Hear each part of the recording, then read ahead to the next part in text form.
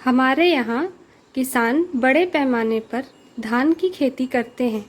पानी की कोई कमी नहीं है, परंतु उन्हें इस फसल से ज़्यादा मुनाफा नहीं मिल रहा है। आप हमें एक ऐसी फसल के बारे में बताएं जिससे किसानों को ज़्यादा मुनाफा मिल सके। देखिए, ऐसा है कि ये इलाका तो निश्चित रूप से धान का इलाका है और इस इलाके में धान की खेती बहुत बड़े पैमाने पर होती है। नहरी क्षेत्र होने के कारण पानी की कोई कमी नहीं है।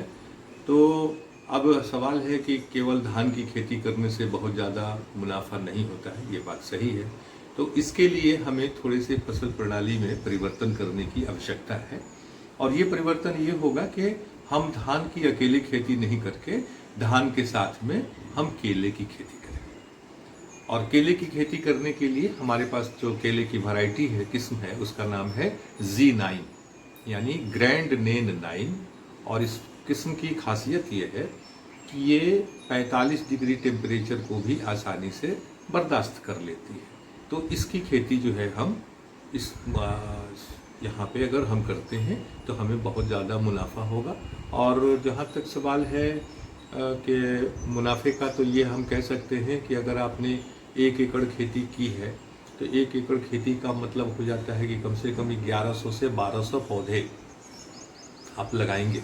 अगर 1100 पौधे भी आप लगाते हैं और प्रति पौधा अगर आपको 100 रुपया भी शुद्ध मुनाफा होता है तो आप इसी से आकलन कर सकते हैं कि आपका मुनाफा कितना हो जाएगा। जहाँ तक सवाल है केला लगाने का, तो केला लगाने के लिए आपको ये 11 महीने की फसल है, तो आपको इस तरह से योजना बनानी होगी कि आपका केला उस तरह के मौसम में जाकर तैयार हो जिसमें उसकी मांग बहुत ज़्यादा होती है।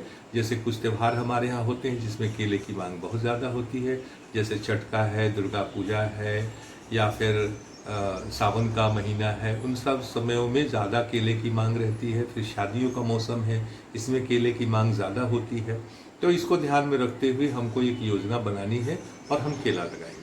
जहाँ तक इसको लगाने का सवाल है तो इसको हम 2 मीटर कतार से कतार और 1.5 मीटर पौधा से पौधा ये दूरी रखते हुए लगाते हैं और इसके पौधों को हम मेड़ पर लगाते हैं।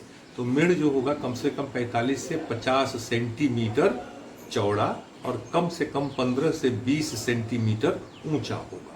और इसके बीच वाली जो जगह होगी, मिट्टी को चूंकि बाहर से नहीं लाते हैं, खेत से ही निकालते हैं, तो बीच में थोड़ी से नीचे वाले बड़े चौड़े चौड़े बेड तैयार हो जाते हैं और उन चौड़े बेडों में हम मौसम के हिसाब से जो पानी वाली फसलें हैं, जैसे धान के मौसम में धान लगाएंगे, बरसीम लगाएंगे, आलू लगाएंगे, लाल साग लगाएंगे, मूली लगाएंगे, तो इस तरह की जो है प्याज लगाएंगे। इस तरह की फसल भी हम अंतर्वर्ती फसल के रूप में लगाते हैं।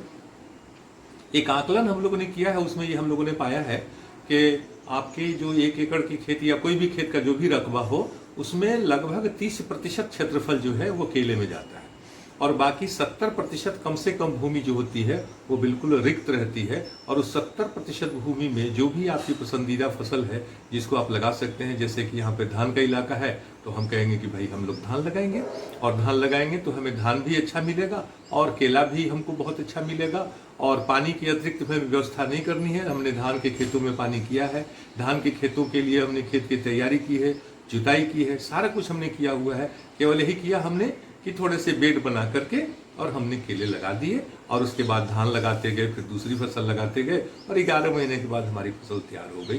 तो ये जो है बहुत अच्छी फसल है और केले के बाजार के लिए पूछना नहीं है। केला तो एक ऐसी फसल है कि अच्छी फसल हो जाए तो आपके दरवाजे पर ग्राहक आते हैं। अमूमन एक छोटा सा एग्जाम्पल मैं आपको देना चाहूँगा कि जो G9 वैरायटी जो है हमारे केले की, इसके जो घौद होते हैं या कांदा होता है, एक घौद का जो वजन होता है औसतन हमारा 28 किलो से लेकर 34 किलो तक का होता है, जबकि जो लोकल प्रजातियां हमारी हैं उनका 18 से लेकर के 25 किलो होता है।